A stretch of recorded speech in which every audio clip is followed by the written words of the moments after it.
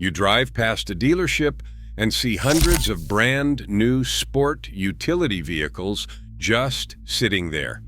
Rows and rows of them, baking in the sun, collecting dust, waiting for buyers who never show up. But here is what nobody talks about.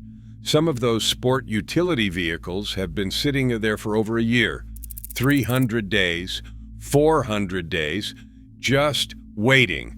So what actually happens to them? Do they get shipped back to the factory, crushed into scrap metal, sold to some mysterious buyer overseas? The truth is way more interesting than you would expect. Right now, more sport utility vehicles are piling up on dealer lots than at any point in recent memory. Take the Infiniti QX80. Dealerships are sitting on a 278-day supply. The Ford Bronco Sport, over 150 days. The Dodge Durango, dealers have months of inventory they cannot move. These are not economy cars nobody cares about. These are full-size sport utility vehicles, luxury crossovers, vehicles that cost $50,000, $70,000, even $100,000. And they are just sitting there, bleeding money every single day. Today we are pulling back the curtain on what really happens to new sport utility vehicles that never sell. The tactics dealerships use, the desperate measures manufacturers take, and the shocking final destinations for vehicles that simply cannot find a home. Before we dive in, hit that subscribe button and let us get into it. Here is the first thing you need to understand. Dealerships do not actually own these vehicles, not outright anyway. They finance them. Every single SUV on that lot represents a loan the dealership took out to stock their inventory. They pay the manufacturer up front, and then they wait. And while they wait, interest accumulates. Insurance costs pile up. Storage fees add up.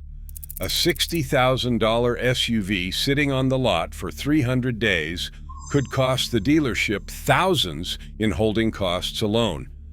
So when you see an SUV that has been sitting up there for months, know this, that a dealership is hemorrhaging money on it. They are not casually waiting for the right buyer. They are desperate to move it, and desperation leads to some creative solutions. Tactic number 1, aggressive price cuts and manufacturer incentives. This is the first line of defense, and it's happening right now across America. When SUVs aren't moving, prices start dropping fast. The Ford Escape is a perfect example. Dealerships nationwide are sitting on nearly 58,000 unsold units, with a market supply exceeding 6 months. That's a mountain of metal nobody's buying. So what happens? Discounts start flying.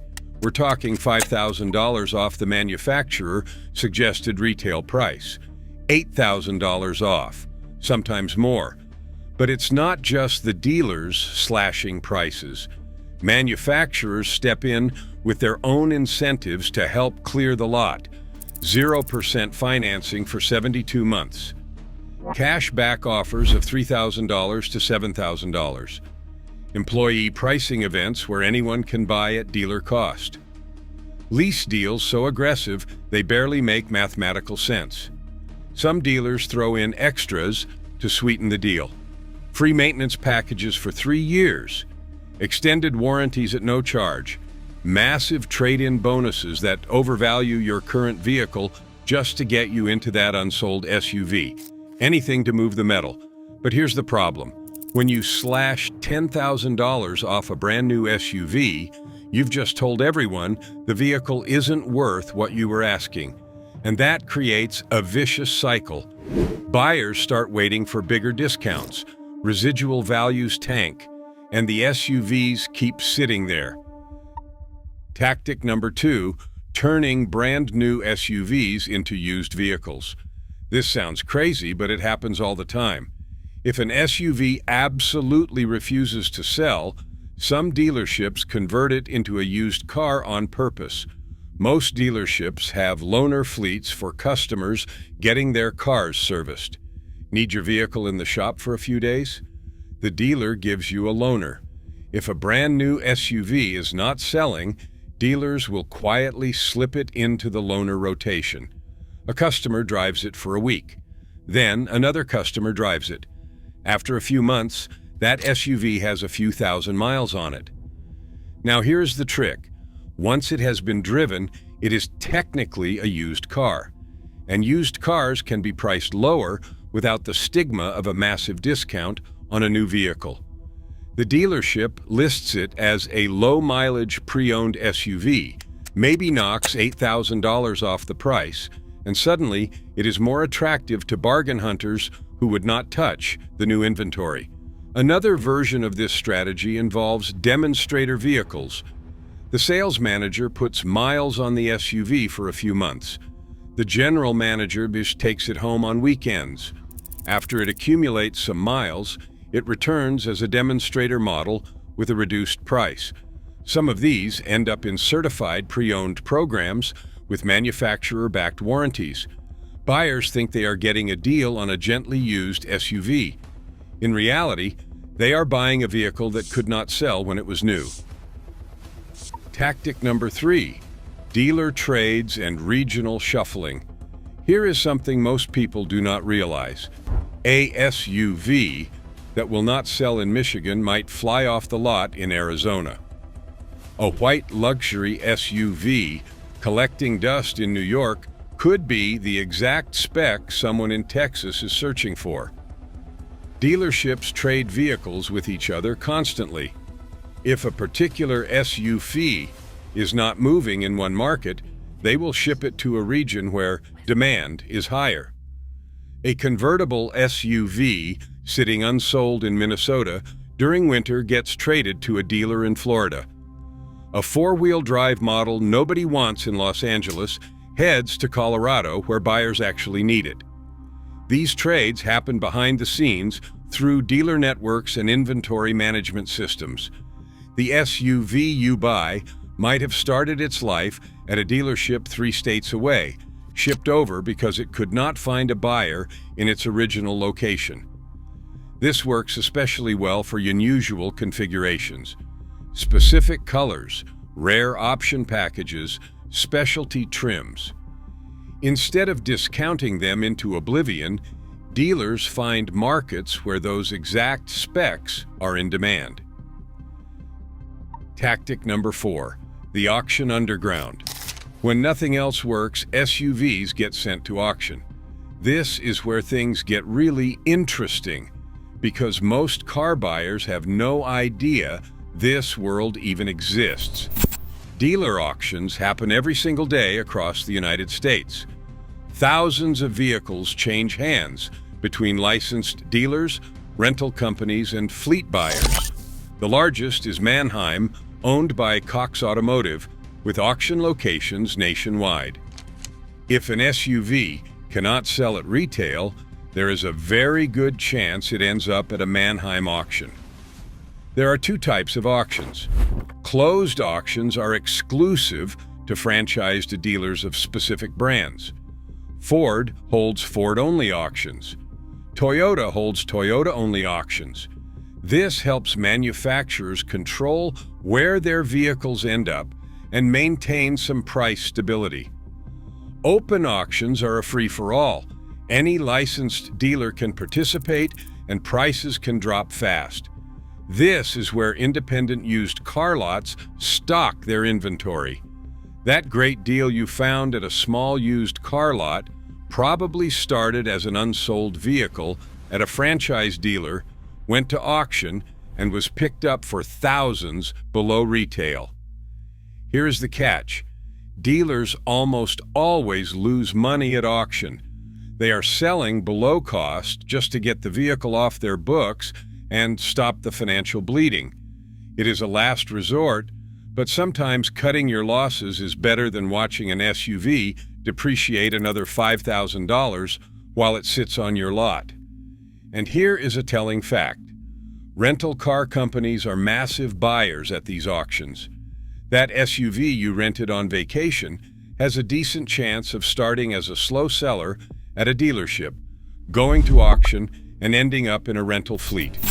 Enterprise, Hertz, and Budget are all buying unwanted inventory at steep discounts. What about SUVs that never even reach dealerships? Sometimes manufacturers produce way more vehicles than the market wants. When this happens, they do not always send the excess to dealers. Instead, those SUVs end up in storage. Massive storage lots exist across the country, holding thousands of unsold vehicles.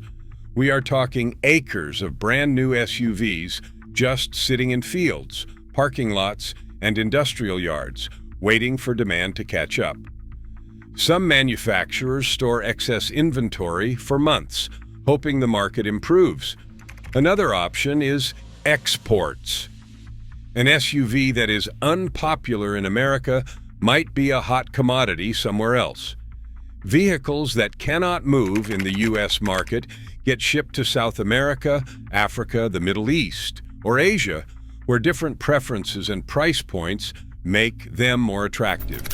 And in extreme cases, manufacturers destroy unsold vehicles. This sounds insane, but it happens.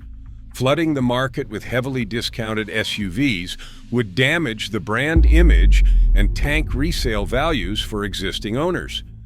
Sometimes it is cheaper to scrap the vehicle, salvage the parts, and take the tax write-off than to sell it at a price that harms the brand long-term. The current state of SUV oversupply. Right now, the numbers are staggering. The Jeep Grand Cherokee has dealer supplies pushing past 150 days. The Buick Enclave is sitting on lots for months. The Lincoln Nautilus, the Infiniti QX60, and the Dodge Durango are all struggling to move at normal rates. Several factors are driving this oversupply. Manufacturers ramped up production after the chip shortage ended, expecting pent-up demand to continue. It did not. Interest rates climbed, making monthly payments of $800 even harder for buyers to swallow. And with SUV prices still elevated from the pandemic surge, many customers simply decided to wait. The result? A dealer lot near you probably has SUV vehicles that have been sitting for 200, 300, even 400 days. Every one of them represents thousands of dollars in losses for the dealership, and a manufacturer scrambling to figure out what went wrong with their demand forecasting. The bottom line: every SUV eventually finds a home, whether through aggressive discounts, conversion to used inventory, dealer trades, auctions, exports, or in rare cases, the scrapyard. Nothing sits forever. But here is what this means for you as a buyer. If you are patient and you do your research, those unsold SUV vehicles represent serious negotiating power. A dealer sitting on a vehicle for 200+ days is motivated, very motivated. They will cut deals they would not consider on fresh inventory. Check days on the lot data before you negotiate. Look for models with high supply numbers. Walk into that dealership knowing they are paying interest on that SUV every single day it sits there. That knowledge is leverage. Next time you drive past a dealership and see rows of SUV vehicles glittering in the sun, remember what is really happening behind the scenes. Those vehicles are costing someone money, and eventually, through one method or another, they will disappear from that lot. The question is just how much the dealer will lose before they do. If you found this breakdown valuable, smash that like button and subscribe for more content like this. Drop a comment below. Have you ever scored a great deal on an SUV that had been sitting on a lot for months? I want to hear about it. Thanks for watching, and I will see you in the next one.